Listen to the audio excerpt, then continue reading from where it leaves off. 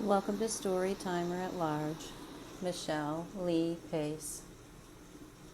Michelle Lee Pace was born on June 15, 1969, to Wanda and Ed Pace. The family lived in the southern Indiana town of Evansville. Michelle Pace attended Howard Rusa Elementary School. She was a good student and she enjoyed school and her friends. She loved her little fluffy white dog named Fonzie, too. That's a great name for a dog. Her parents had separated by 1982. Her mother, Wanda, was working full time. Michelle was already babysitting at her age, just a kid, but she's still already babysitting sometimes for a little extra money. She was a very responsible and level headed girl. On February 2nd, 1982, Wanda came home from work around 11 p.m. and was immediately concerned that Michelle was missing. Fonzie, the dog, was there, the television was on, and so was an electric blanket on the sofa. Ominously, there were cigarette butts in an ashtray that were not Wanda's brand. She immediately called the police. The police were quick to act. They took this disappearance very seriously. Southern Indiana had been shocked in April of 1981, just a year earlier, by the abduction, rape, and murder of 11-year-old Kathy Combe from Santa Claus, Indiana. Kathy went missing in April, and her body was found later in the summer. Her murder was in the news almost daily, it seemed. A suspect in Kathy Combe's disappearance was identified fairly quickly. Stanton Gash was suspected of the crime, and the investigation was still ongoing when Michelle went missing. People were horrified that another child was missing. Things like this didn't happen in Indiana. Well, that's what we thought anyway. We thought we lived in an idyllic place, but we were really fooling ourselves. I lived in Linville, Indiana then. It's a small town between Evansville, where Michelle Lee Pace disappeared from, and Santa Claus, Indiana, where Kathy Combe disappeared from. I wasn't the type of child who paid much attention to the news, but Kathy Combe's 1981 murder really stuck with me. Even all these years later, Kathy Combe is one of the reasons why I started this blog. Michelle Pace's 1982 murder was one that, I'm ashamed to say, I forgot about over the years.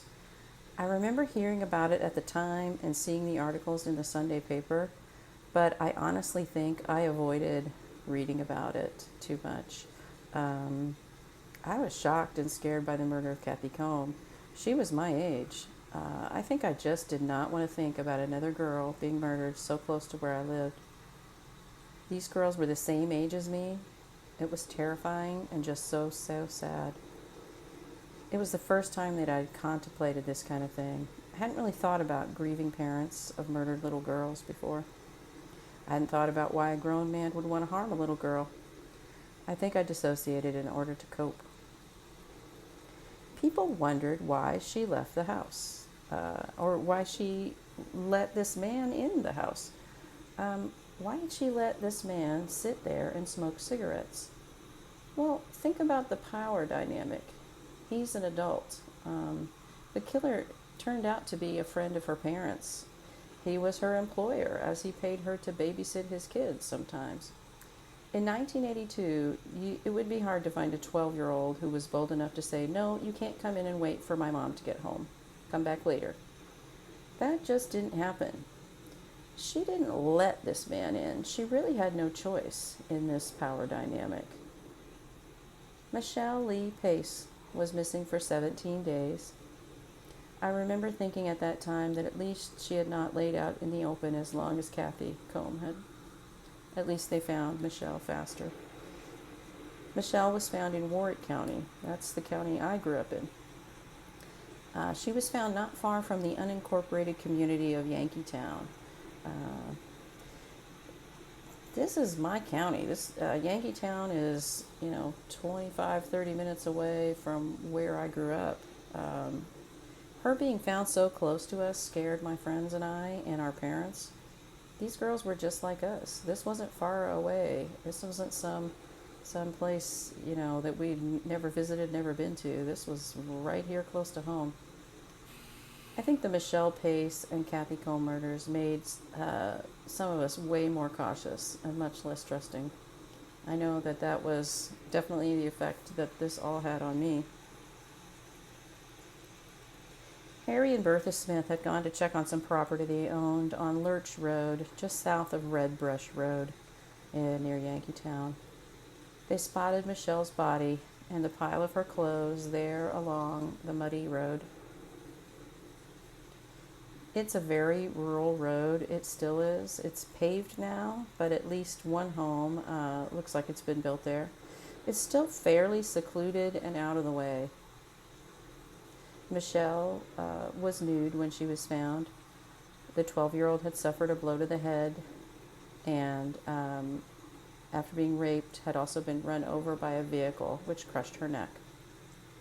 It was a cruel and painful death. Her clothing was found nearby. Roy Allen Edwards was the father of some children that Michelle occasionally babysat. He was known to both her parents. He was trusted.